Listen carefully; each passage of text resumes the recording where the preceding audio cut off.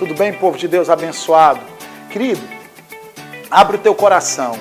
Eu estou trazendo agora uma palavra diretamente do coração do Pai para o teu coração. Hoje nós vamos estar falando um pouco a respeito de viver a vida que Deus ele preparou para você. E você vai ver que eu não vou falar de uma vida humana, natural, mas de algo sobrenatural. Você vai entender um pouco mais o que significa ser filho, o que significa ter a natureza de Deus.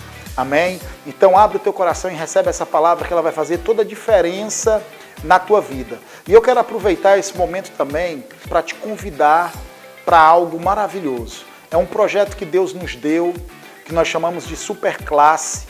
Nós pegamos os assuntos da teologia sistemática e dividimos em módulos, né? E nós vamos ter o próximo módulo agora no mês de outubro, no dia 25, 26 e 27 de outubro, das 20 horas até as 22 horas, com o pastor Marcelo Sanches. Ele é da igreja Despertar, um grande homem de Deus, amém? E ele vai estar ensinando um assunto relevante, querido, um assunto maravilhoso, chamado identidade cristã. Então, você vai começar a compreender mais, depois que você tiver contato com esta boa porção das Escrituras, você vai começar a entender mais quem você é, o que você tem, o que você pode, né? Você vai começar a compreender de forma mais clara o alto preço que Jesus pagou por você no Calvário e o que significa de fato esse sacrifício de Jesus na cruz.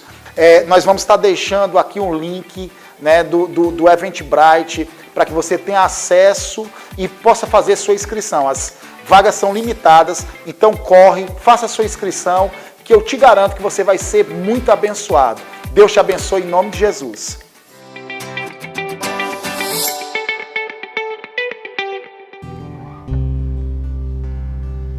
Senhor, nos ensina. Pai, nos instrui, Senhor, a como lidar, Pai amado, com as coisas desta vida, Pai. Não permite, Senhor, que venhamos, Pai amado, ser sufocados, Senhor, pelas coisas deste mundo, pelas vaidades, Pai amado, desta vida.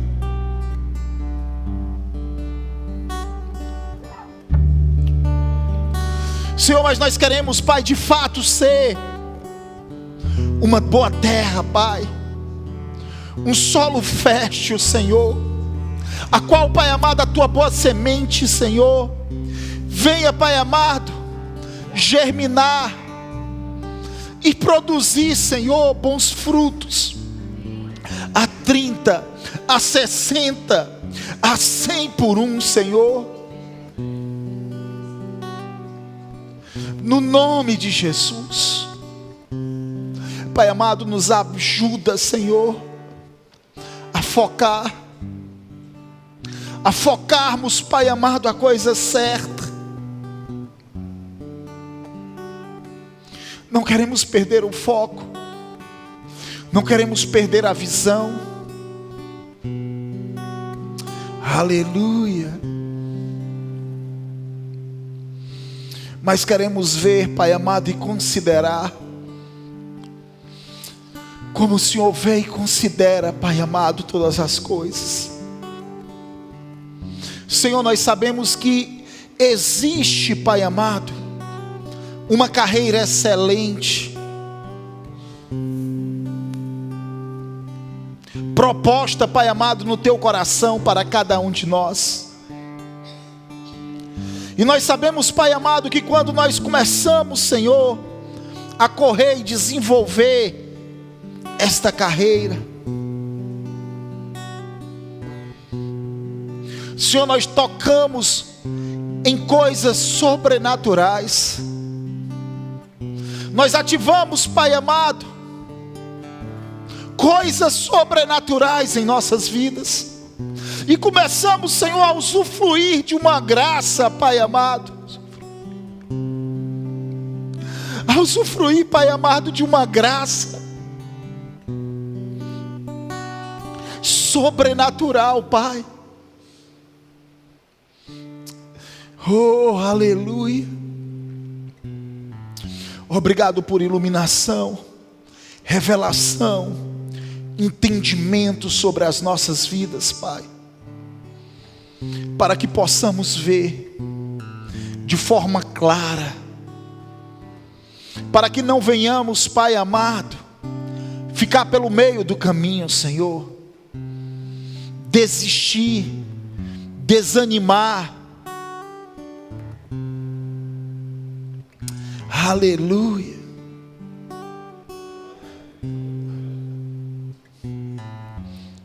Porque, Senhor, nós sabemos que o Senhor está lá. O Senhor já viu o final.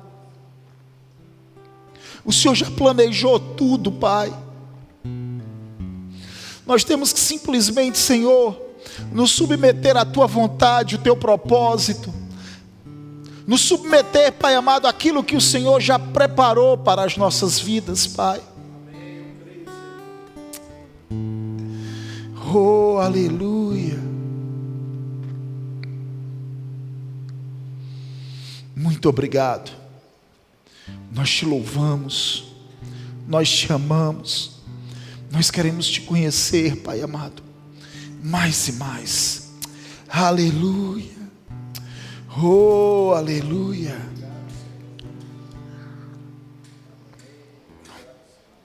Glória a Deus. Amém, irmãos? Muito obrigado, Nando. Obrigadão, querido. Como o Senhor é bom, como o Senhor é maravilhoso. Você concorda comigo que Deus é bom demais? Você concorda que Deus, Ele tem coisas preciosas, reservadas para a tua vida e para a minha vida? Aleluia. Querido, o Senhor, Ele tem um futuro brilhante para mim e para você. Um futuro de sucesso. Amém? Coisas espetaculares e sobrenaturais Ele tem reservado para cada um de nós. Nós temos simplesmente que estar alinhando a nossa visão à visão de Deus. Está nos submetendo de todo o coração àquilo que Ele tem planejado para cada um de nós. Que são coisas tremendas e extraordinárias, espetaculares. Coisas que talvez nós não concebemos ainda. Coisas que nós não conseguimos ver ainda. Porque muitas vezes nós focalizamos. O nosso foco está na coisa errada. O diabo, ele vai fazer de tudo, querido, para que eu e você não venham entender de fato a nossa identidade. Quando eu falo de identidade, eu não estou falando de potencial humano, mas eu estou falando do potencial de Deus em nossas vidas, fluindo através de nós. É esse mesmo potencial que vai me levar e te levar a fazer coisas extraordinárias e sobrenaturais para Ele. Amém? Nós temos que entender que eu e você, na força do nosso braço, nós não temos condição e nem capacidade de fazer aquilo que Deus, Ele planejou para as nossas vidas. O relacionamento com Deus, ele tem um propósito. É criar uma consciência plena na minha vida e na tua vida, de dependência total nele. Cristo, ele é o centro da minha vida e da tua vida. O Senhor, ele não divide a glória dele, a majestade dele com homem nenhum, nem comigo, nem com você. Ele não divide. Ele quer alimentar isso na minha vida e na tua vida. Ele quer que eu e você, em todo tempo, esteja bem claro dentro de nós, que Ele é a nossa fonte. Ele é a nossa fonte. A graça de Deus que me alcançou e te alcançou foi uma ideia dele. A Bíblia fala que Ele foi capaz de me amar e te amar, e nos trazer para junto dele, através da sua graça que foi disponível por intermédio daquilo que Ele completou de forma perfeita e plena no Calvário, quando nós éramos seus inimigos. Quando nós éramos inimigos de Deus, quando nós andávamos em nossos próprios delitos e pecados, quando nós vivíamos uma vida alheia à vida de Deus, nós não entendíamos e nem sabíamos o que era a vida eterna. Mesmo assim Ele foi capaz de nos amar, querido. Mesmo assim Ele foi capaz de se entregar no Calvário, por mim e por você. Esse é o tipo de amor que está disponível para mim e para você, que vai moldar o meu e o teu caráter. Como Paulo ele fala, escrevendo aos Efésios, que nós devemos ser imitadores de Deus como filhos amados. Eu não sei se você já parou para meditar o que significa de fato ser filho. Ou se você tem vivido sobre a terra, movido por uma consciência miserável, uma impressão de separação de Deus. Aleluia. Existe um peso muito grande nessa palavra, filho. Existe um peso muito grande nesta palavra, filho. E eu e você hoje, nós somos filhos. Nós não somos simplesmente servos, nós somos filhos.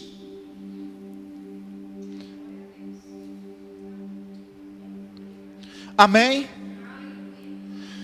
E ser filho significa proceder de algo, de um tronco, de uma fonte.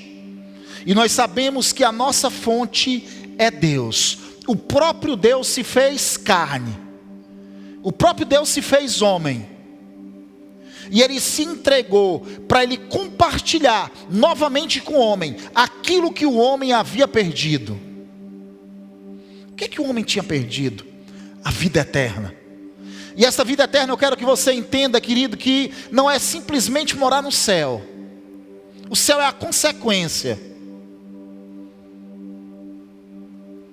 O céu é o fim.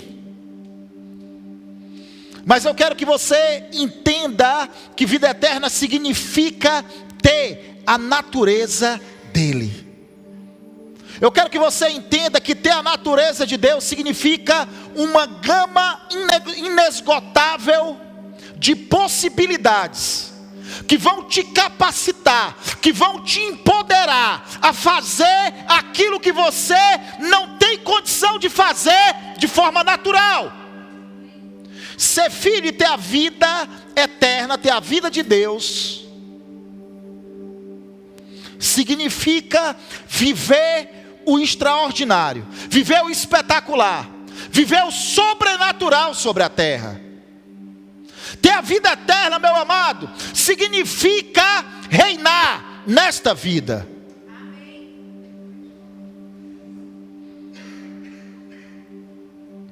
E quando eu falo de reinar nesta vida, eu estou dizendo que você e eu, como cristãos, nós não temos que ser escravos de nada nem de ninguém.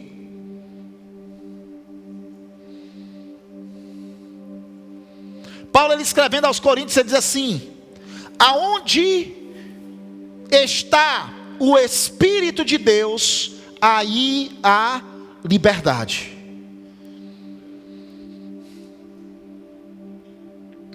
Aonde está o Espírito de Deus, aí há liberdade. E ser livre, liberto, significa exatamente o que o texto bíblico está falando. Significa não ser escravo de nada.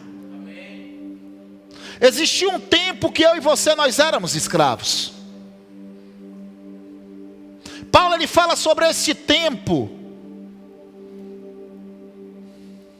na sua carta aos Romanos, no capítulo 7.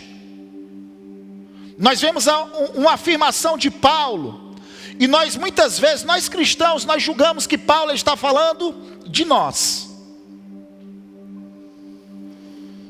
Que ele diz: miserável homem que sou, quem me livrará do corpo desta morte? Porque Paulo, dentro desse contexto que eu estou falando, ele diz assim: olha, o mal que eu não queria fazer, este eu faço. E o bem que eu quero praticar, esse eu não consigo praticar. Porque de fato eu tenho tido acesso à lei de Deus. Eu tenho concordado, eu estou parafraseando o capítulo 7 de Romanos. Eu tenho de fato concordado que a lei de Deus ela é algo muito bom. Mas eu percebo em meus membros, ou no meu corpo, uma lei. Que ela se torna mais forte, mais poderosa do que a lei que está simplesmente na minha mente. E esta lei que opera no meu corpo e nos meus membros, ela me faz escravo. Então o mal que eu não quero fazer, esse eu faço. E o bem que eu quero praticar, esse eu não consigo. Mas amados, nós temos que entender que Paulo ele não está falando de mim, de você.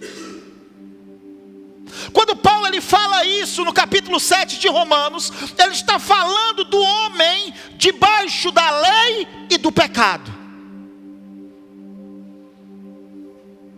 Ele não está falando de mim, de você. Eu creio que eu estou falando para cristãos esta noite aqui. Eu creio que eu estou falando para pessoas que já tiveram uma experiência pessoal com Jesus. Eu creio que eu estou falando para pessoas que já nasceram de novo. E quando eu falo de nascer de novo, eu estou falando daqueles que tiveram o seu espírito recriado. São novas criaturas. Aquilo que Paulo fala lá na sua segunda carta aos Coríntios, no capítulo 5, no verso 17. Ele diz assim, olha, se alguém está em Cristo, é uma nova criatura. As coisas antigas já passaram. Eis que tudo se fez novo. Está falando de mim, de você. Amém? Então muitas vezes nós pegamos a textos que não estão falando de nós, de mim, de você. E nós muitas vezes queremos justificar os nossos fracassos por causa desses textos. E como nós pegamos muitas vezes aquele texto isolado e não olhamos, observamos o contexto em que ele foi falado. E essa é uma lei básica da hermenêutica bíblica. Você não pode pegar um versículo isolado e criar uma doutrina em cima dele. Você tem que entender o contexto em que Paulo estava falando. E especificamente o capítulo 7, Paulo ele está falando do homem debaixo da lei do pecado e da morte. Nós vamos ver. Capítulo 6 ele fala de mim, de você. Capítulo 8 ele fala de mim, de você. Capítulo 7 ele está falando do desespero do homem que vivia debaixo da lei de Deus. Ele está falando do homem que estava debaixo da lei de Moisés, aquele que não era nascido de novo. E ele está falando o propósito da lei. Qual foi o propósito da lei de Moisés? A lei ela veio para mostrar para o homem o estado em que ele se encontrava. Mas ela mesmo não podia trazer vida para o homem, porque a vida foi possível por causa de Cristo Jesus. Jesus ele veio trazer vida para mim e para você. Ele mesmo disse, eu vim para que vocês tenham vida e a tenham em abundância. Quando ele usa a palavra vida, ele não usa a palavra bios. Está falando da vida humana, natural, a vida biológica. Ele usa a palavra zoé. E quando ele usa essa palavra zoé, Z-O-E, ele está falando da vida do tipo de Deus. Ele está falando da natureza divina. Isso significa novo nascimento, meu querido. E novo nascimento significa não viver ou ser escravo. Você lembra que Jesus ele falou que é uma mudança de reino, é uma mudança de governo.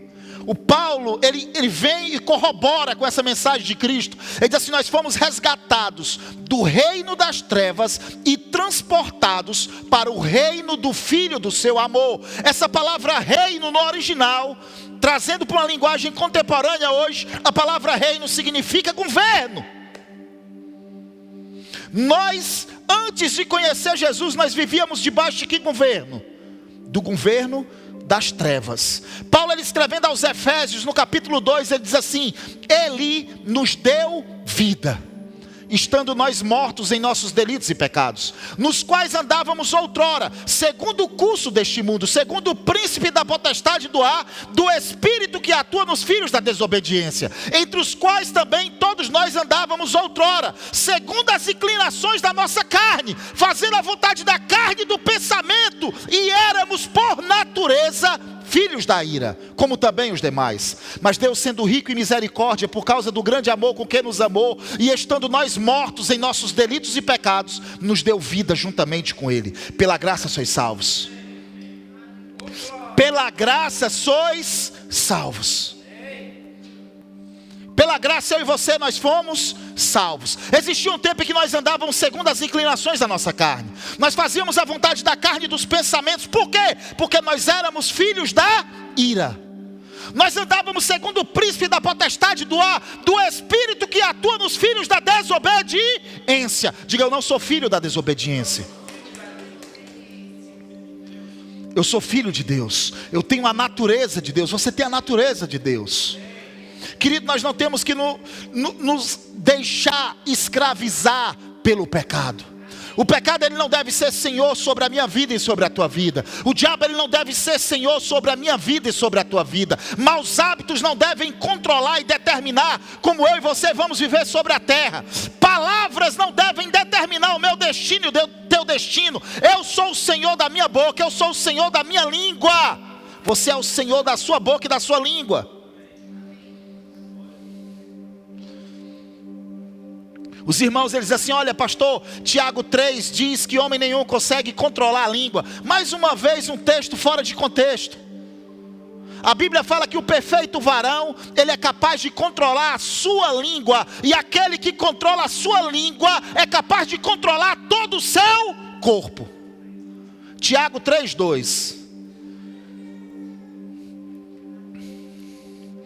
Sim ou não? E quando a Bíblia fala de perfeito varão, ele está falando, essa palavra perfeito, no original, no grego, se você tem um dicionário bíblico, Strong, você vai ver que ele usa a palavra teleios. E essa palavra teleios, sabe o que significa a palavra teleios? Significa maduro. Aquele que cresceu, desenvolveu e amadureceu. Está falando, sabe de quê, queridos? Quando fala de perfeito varão, está falando de um cristão maduro. Um cristão que não está mais no leite. Um cristão que desenvolveu. Um cristão que está se alimentando de alimento sólido.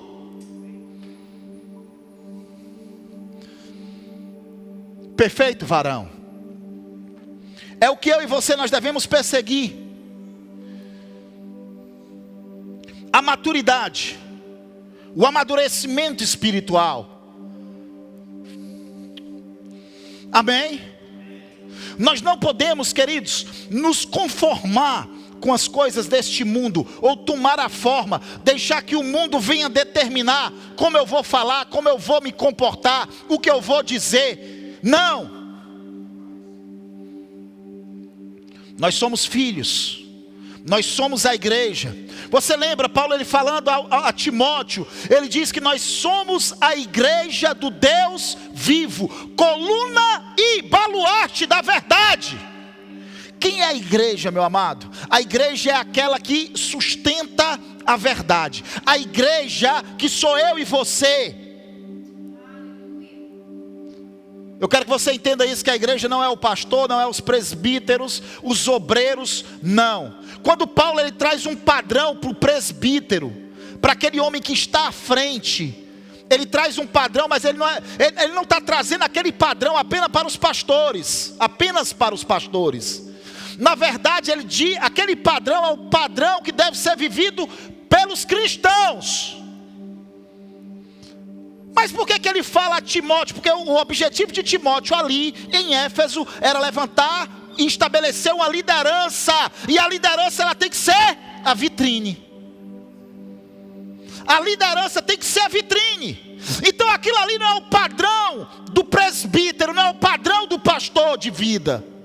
é o padrão do cristão. Todo cristão tem que viver aquele padrão de vida. Pastor, é possível? Claro que é.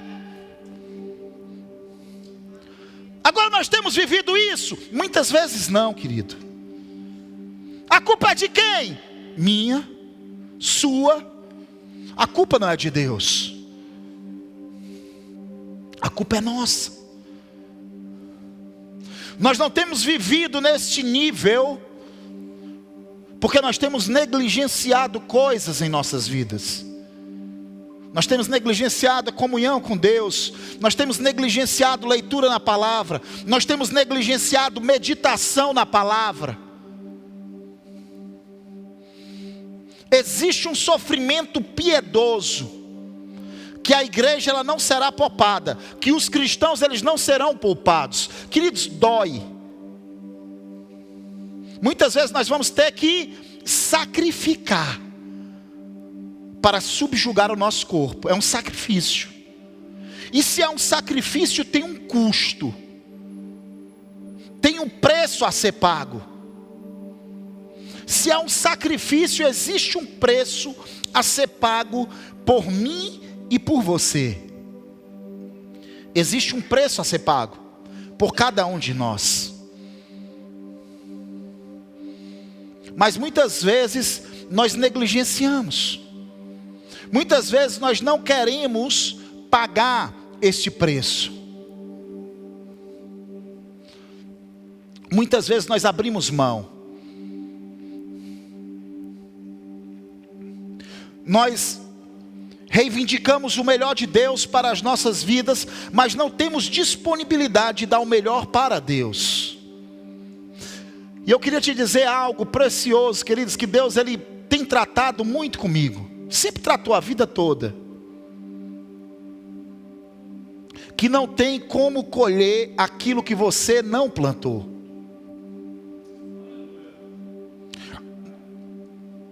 Amém? O solo, ele não decide o que ele vai produzir. A Bíblia fala de uma boa terra. A Bíblia diz que essa boa terra ela deve ser regada. Mas o que vai determinar, isso é um princípio irrevogável das Escrituras, tá, querido? Você vê esse princípio de Gênesis e Apocalipse. A terra ela não decide o que ela vai produzir. A terra ela simplesmente produz aquilo que foi plantado nela. É a semente que determina o que vai nascer ali. É a semente que determina. Meu querido, não tem como nós plantarmos tangerina ou laranja e colhermos uva. Quantos sabem disso? A terra ela vai produzir o segundo tipo de semente que foi plantada ali. Nós vemos isso desde o princípio. Nós vemos isso desde o princípio, desde o início da criação. Nós vemos Deus ele lançando a boa semente. E segundo o tipo de semente que era lançado, produzia. Deus ele prometeu. Ele estabeleceu esse princípio logo no início. Da semeadura e da colheita. Nós sempre vamos colher aquilo que nós plantamos. Em todas as áreas da nossa vida. Em todas as áreas da nossa vida. Agora o que nós temos que atentar é que nós nunca colhemos a quantidade que nós plantamos. Sabe por quê? Porque existe um potencial ilimitado na semente. Uma única semente ela tem um potencial dentro dela de produzir uma floresta. Sim ou não? Uma única semente. Você plantar um único grão, ele vai gerar uma planta ou uma árvore que vai produzir milhares de frutos, dependendo da espécie da árvore que foi plantada, que vai produzir milhões e milhões de sementes. Uma única semente, meu querido, é algo muito sério. É algo que nós temos que ter bastante temor de Deus em nossas vidas. O temor de Deus ele deve controlar a minha vida e a tua vida, o meu coração e o teu coração.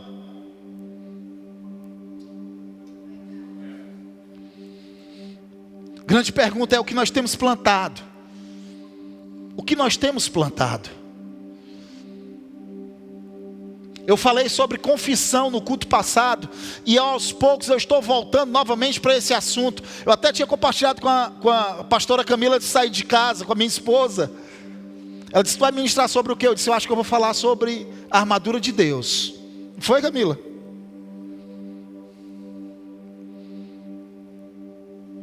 Eu acho que eu vou falar sobre a armadura de Deus. Efésios 6, a partir do verso 10. Mas, amados, nós não podemos trair a convicção que está no nosso coração. Nós não podemos deixar de fluir no fluxo do rio. E se Deus ele decidiu esta noite tratar isso comigo e com você,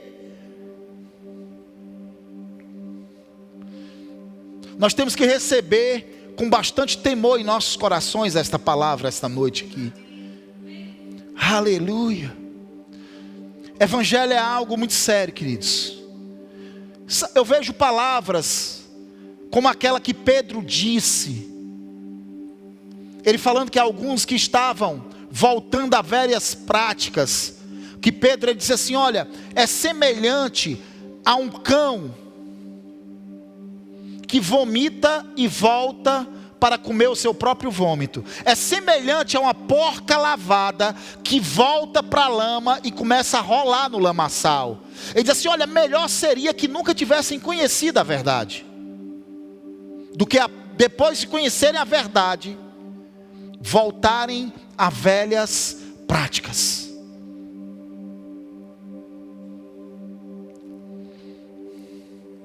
Aleluia. Amém? Eu sei que é uma palavra que não nos empolga muito, mas é algo que tem que ser dito.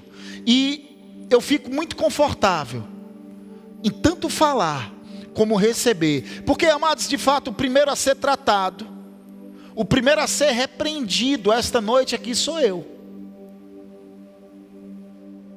O primeiro que está submetendo essa palavra, se eu entendo que eu estou sendo simplesmente um canal nas mãos de Deus, essa palavra está produzindo temor demais. Ela deve pelo menos produzir temor demais no meu coração, porque eu sou o primeiro que está sendo tratado aqui esta noite. O primeiro. Amém? Porque, amados, de fato, existe algo a ser desenvolvido por mim e por você. Existe uma carreira sobrenatural e brilhante, algo que Deus preparou para mim e para você, algo específico que Ele tem para você. Algo que é único, que é especial. E que ninguém, isso, na verdade, isso te faz um ser único. Um ser exclusivo. E você sabe que exclusividade é algo que atribui grande valor a algo, sim ou não?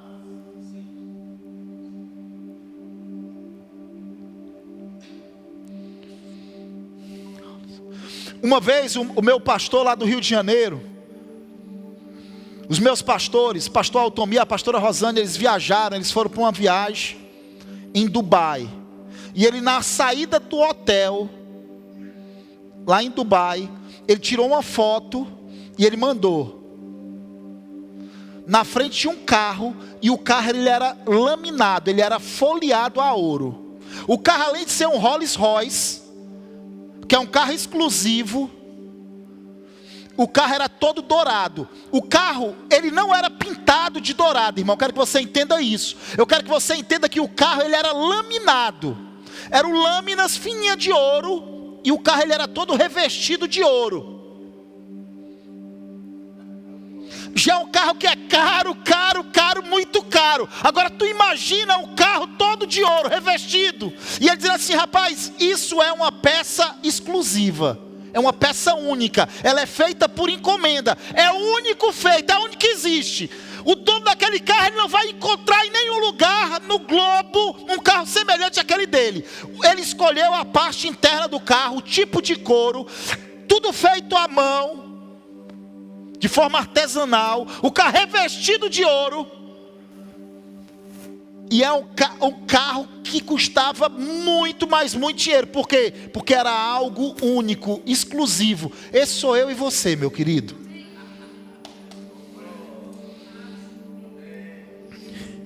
Muitas vezes nós não conseguimos ver o nosso valor.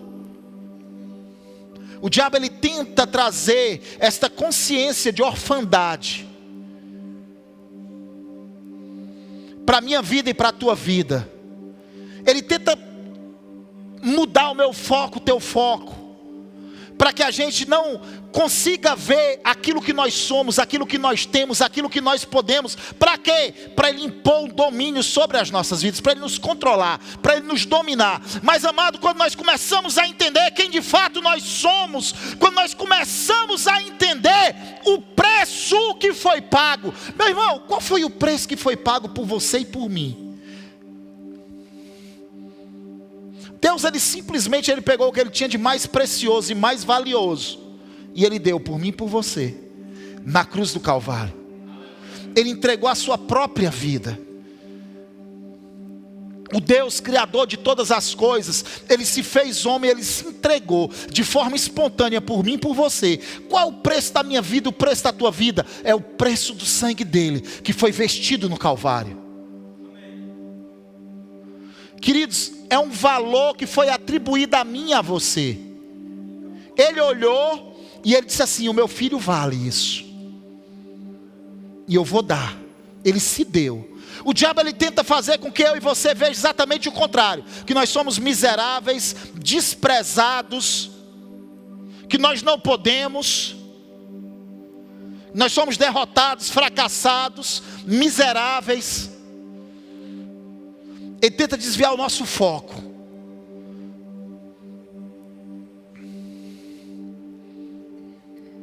Mas um filho, quando ele entende que de fato ele é filho, isso traz segurança para ele. Sim ou não? Na vida do filho é produzida uma ousadia, querido, que ninguém mais tem, só o filho. O filho é capaz de usufruir de muitas coisas que ele não conquistou, com segurança. Ele é capaz de entrar em lugares de forma ousada que ele não pagou para estar ali. Se comportar de forma ousada em lugares que ele não deu uma moeda para estar lá. Mas ele sabe que aquilo pertence ao pai dele. Ele sabe que um preço já foi pago e ele tem o direito de estar ali simplesmente porque ele é filho. E isso produz o quê? Ousadia, intrepidez na vida do filho. O diabo, ele tenta cegar o meu entendimento e o teu entendimento. Nós vemos, por exemplo, Paulo, ele escrevendo aos Efésios no capítulo 1, ele orando para que os olhos espirituais daqueles irmãos fossem iluminados, para que eles compreendessem qual era a esperança do seu chamamento, qual a riqueza da glória e da sua herança nos santos, e qual a suprema grandeza do poder de Deus, que habitava neles, naqueles que criam. E ele falando desse poder, ele diz: é o mesmo poder que ressuscitou a Jesus dentre os mortos, fazendo assentar à sua direita, nas regiões celestiais, acima de todo principado, potestade, poder e domínio, e de todo nome que se possa referir, não só no presente século, mas também no vindouro. Aí diz assim: e pôs todas as coisas debaixo dos seus pés. E para ser o cabeça sobre todas as coisas. Aí assim o deu à igreja, a qual o seu corpo, a plenitude daquele que a tudo enche em todas as coisas.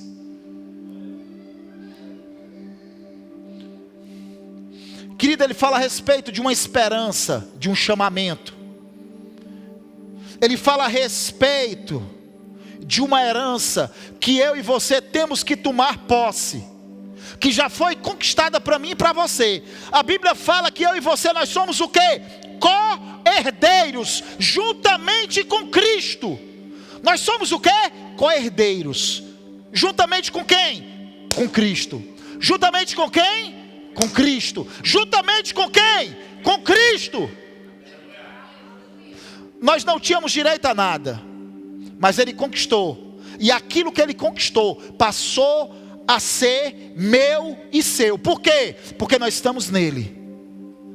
Meu amado, eu não sei se você já parou para meditar sobre esta riqueza, sobre esta glória, sobre esta grandeza. Por isso que Paulo diz que eu e você, nós ressuscitamos juntamente com Ele. E juntamente com Ele quem? Com Jesus. Estamos à direita de Deus Pai. Aonde? Nas regiões celestiais. Onde é que nós estamos? À direita. Com quem? Com Cristo. Em que lugar? Aonde Ele está. Aonde quem está? Cristo. Aonde? À direita de Deus Pai, nas regiões celestiais. Quem é que está lá? Eu e você. Com quem? Com Cristo. Mas em que lugar? Aonde Ele está, exatamente no mesmo lugar. Aonde Cristo está, eu e você estamos. Ele conquistou uma posição, um lugar para mim e para você. Aonde é esse lugar? À direita de Deus Pai. Acima de quê? Todo principado, potestade, poder, domínio. Acima de quê? De todo nome que se possa referir, não só no presente século, mas também no vindouro. Ele pôs tudo debaixo dos seus pés. Quem é os pés de Cristo? Eu e você, a igreja. Nós somos do pescoço para baixo. Nós somos o corpo, Ele é o cabeça. Então eu sou os pés, eu sou as canelas, as coxas, os órgãos, os membros de Jesus. Nós compomos o corpo de Cristo. E o corpo de Cristo está acima de quê? De todo principado, potestade, poder e domínio. Tudo isso foi colocado debaixo dos seus pés. O que significa isso, querido? Domínio. Domínio. Eu e você, nós fomos colocados em uma posição de domínio. Por quê? O mérito foi meu? A glória é minha? Não. O mérito é dele, a glória é dele. Ele conquistou, ele fez. Mas eu e você estamos nele. Por quê? Porque nós simplesmente aceitamos aquilo que ele fez e fomos introduzidos nele pela fé. Isso significa, sabe o que, queridos? Graça. Isso significa graça. O que é que significa graça? Está nele. Quando eu não fiz nada para estar, eu não conquistei nada. Quem era eu? Um escravo, miserável, debaixo de escravidão. Mas quem sou eu hoje? Livre. Você lembra que Jesus ele falou: eu sou o rei dos reis, o Senhor dos senhores. Ele não está falando dos reis da terra, ele não está falando dos senhores da terra, ele está falando de mim e de você. Ele é o rei dos reis. Sabe por quê? Porque aqueles que recebem a abundância da graça e o dom da justiça reinarão em vida por intermédio de um só, Cristo Jesus. Quem são estes? Eu e você. Romanos 5,17, aquele que recebe a abundância da graça e o dom da justiça reinará em vida. O que é que significa reinar? É não estar debaixo de escravidão. O que é que significa reinar? É não se prostituir. O que é que significa reinar? É não mentir. O que é que significa reinar? É não roubar, não defraudar, não falar palavrão, não ser grosso, não ser dominado por nada nem por ninguém. Isso significa reinar. Aonde o Espírito de Deus está, aí há liberdade. Onde é que o Espírito de Deus está? Diga: em mim. O Espírito de Deus habita na minha vida e habita na tua vida.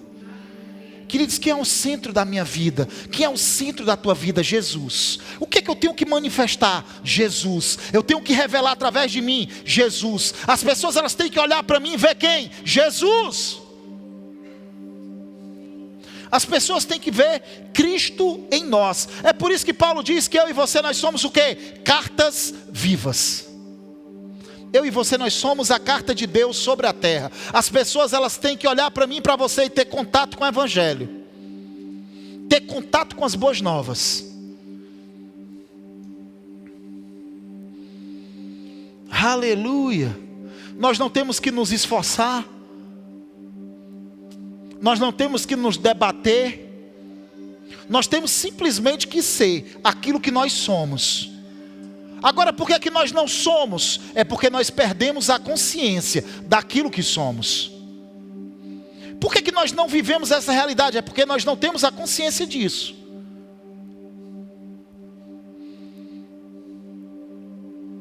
Essa semana nós tivemos uma experiência, eu e o Vando, tremenda. Nós saímos com o diretor de uma distribuidora de combustível para almoçar. E aquele homem, ele é espírita, ele começou a pregar, falar. E eu deixei ele falar. Ele falou mais de 1 hora. Ele pregou demais. Sobre tudo que você possa imaginar, passe, lavar a áurea. E eu fiquei lá, na hora do almoço, só, Irmãos, eu entendo que a função de convencer não é minha. Eu não estava lutando com aquele homem. Pelo contrário, eu amei ele. Pensa num cara gente boa, né? Um cara gente fina, um cara espetacular. A minha luta não era com ele, não. Paulo, ele diz que a tua guerra não é contra a carne e contra o sangue, mas são contra os principados e as potestades. E eu comecei ali falando como não quer nada e fui embora. E até o rapaz que estava lá no restaurante começou: oh, aleluia. Qual era aquela música? Aleluia, aleluia, aleluia.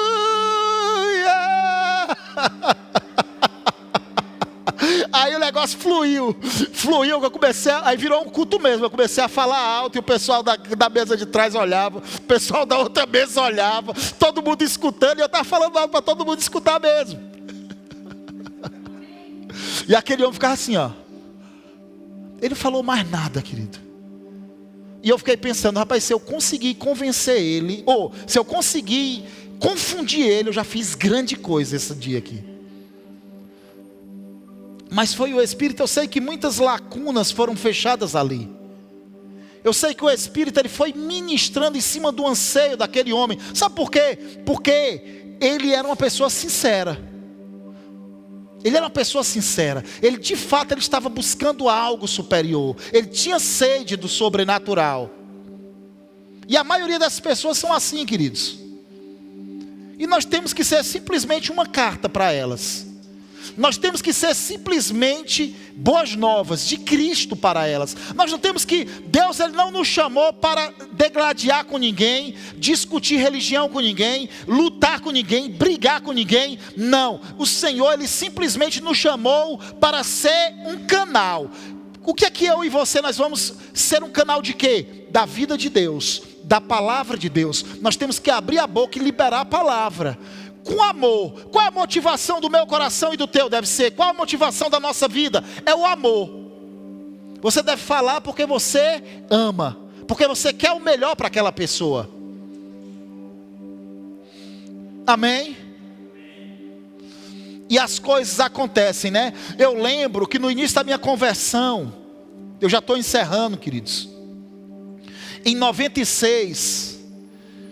eu tinha muita sede de Deus. Tinha não, eu tenho, né? Deixa eu corrigir aqui. Eu amo o Senhor, mas eu estou falando aquela vida inicial de descoberta, de novo convertido, que você quer abraçar o mundo e que você quer ganhar todo mundo para Jesus, né?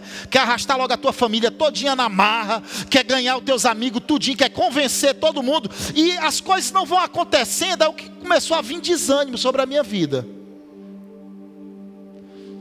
E eu, na época, eu trabalhava numa grande distribuidora aqui em Fortaleza, nos Armazéns Martins, eu era vendedor. E eu comecei a me entristecer, né? Porque eram muitos vendedores, queridos, eu era ridicularizado. Por causa do evangelho eu era ridicularizado, né? Eu acho que de todos os vendedores eu era o único cristão. E eles ridicularizavam. Quando estava com problema, eles vinham pedir oração. Mas quando estava todo mundo bem, eles ridicularizavam, né? E eu pregava, eu dava carona, eu pregava e falava para um e falava, e ninguém se convertia. E eu fui ficando aflito, eu disse assim, pai, ninguém se converte, Senhor. Calma, garoto. Aleluia. Amém? E eu comecei, aquilo que se transformar em frustração na minha vida.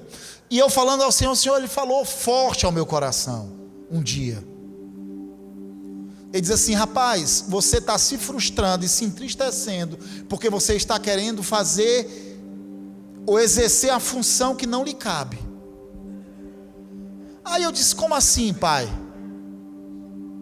Eu era novo convertido, eu nem sei se eu conhecia aquela passagem, só veio essa nota no meu coração, e eu abri as escrituras e foi em cima. Eu não estou te ensinando horóscopo cristão não, tá, irmão? Aquele negócio, Deus vai falar comigo agora, e abrir a Bíblia de forma aleatória e tá com o dedo, né? Aí você lê lá, Judas foi e se enforcou, né? Aí você, não é de Deus, daí fecha e abre de novo, aí tá com o dedo, aí diz, vai lá e faz o mesmo, né? Mas eu não estou ensinando isso não, queridos. Mas para mim funcionou naquele dia. Eu abri e o meu olho foi em cima, falando da pessoa do Espírito Santo, que ele convence o homem do pecado,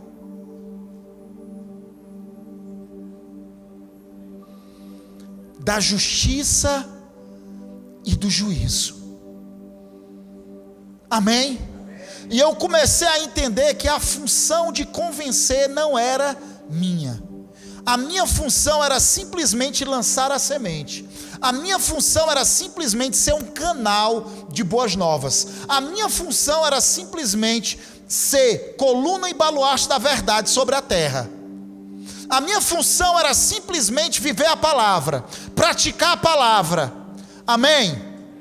E que as coisas iam começar a acontecer.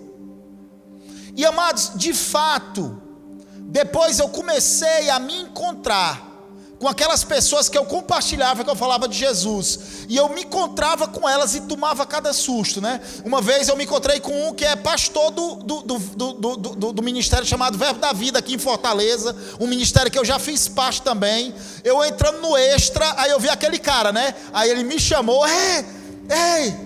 Aí eu disse, eita rapaz, fulano, eu disse, eita, só misericórdia aquele ali, né? Eu lembrei, né? Eu lembrei do nosso passado.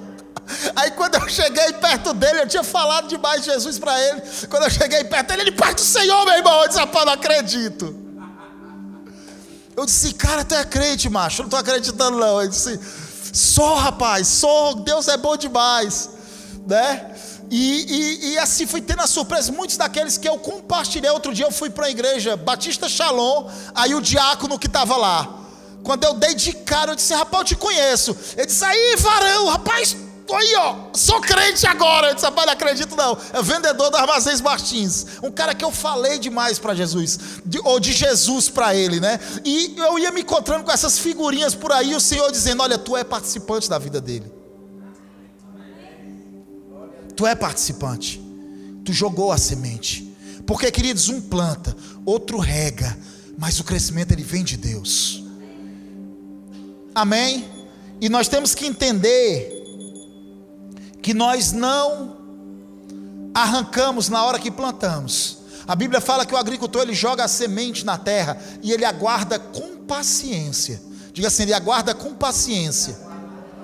Diga assim, ele aguarda com paciência, até que aquela semente ela receba as primeiras e as últimas chuvas.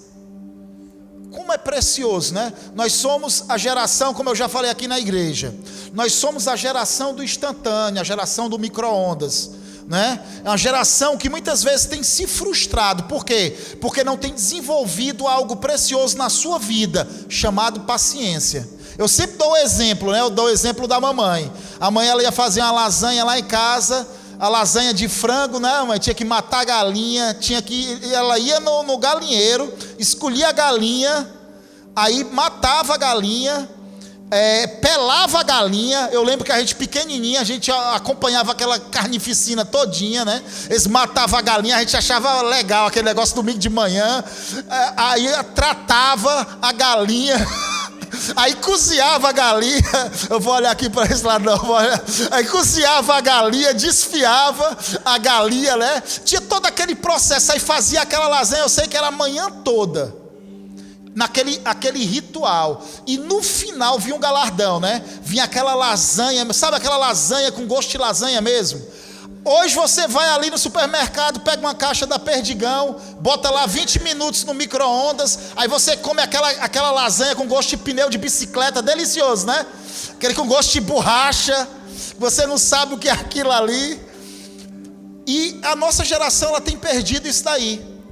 Tem ou não tem, irmãos?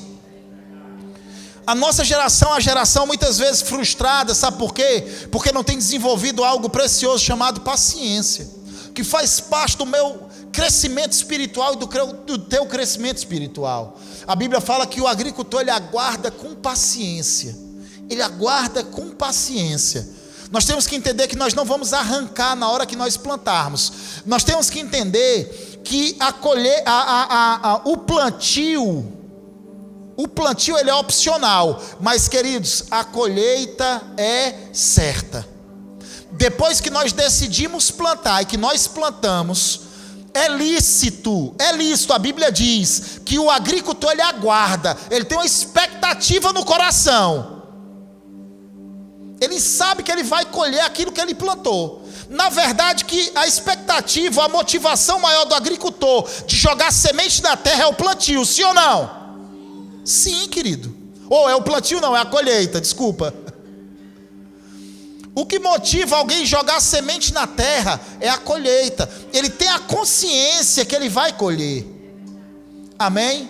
Então é lícito para mim e para você ficar com uma boa expectativa e alimentar uma boa expectativa no coração, que nós vamos colher coisas boas. Mas nós temos que plantar a semente correta. Tá colhendo alguma coisa que não está gostando? Muda o plantio. Muda o plantio. Deixa eu te falar. A vitória de amanhã começa hoje. A vitória de amanhã começa hoje. A vitória começa no momento em que você lança a semente, que você planta a semente. Decida hoje, meu querido. Vamos ficar protelando, né? Vamos decidir hoje.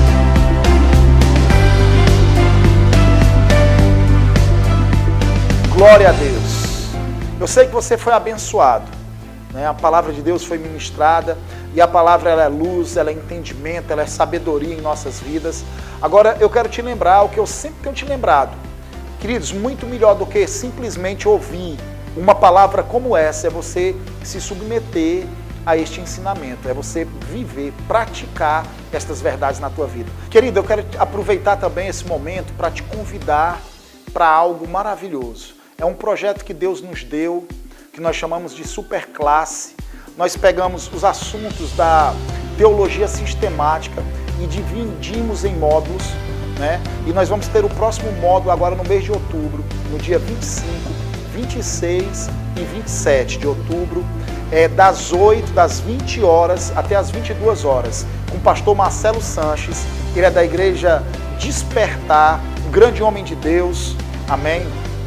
E ele vai estar ensinando um assunto relevante, querido, um assunto maravilhoso, chamado identidade cristã.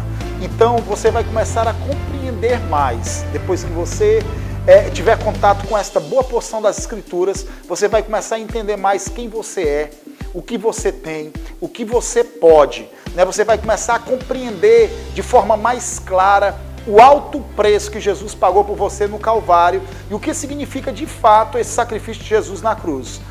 Nós vamos estar deixando aqui um link, né, do Eventbrite para que você tenha acesso e possa fazer sua inscrição. As vagas são limitadas, então corre, faça a sua inscrição, que eu te garanto que você vai ser muito abençoado. Deus te abençoe em nome de Jesus.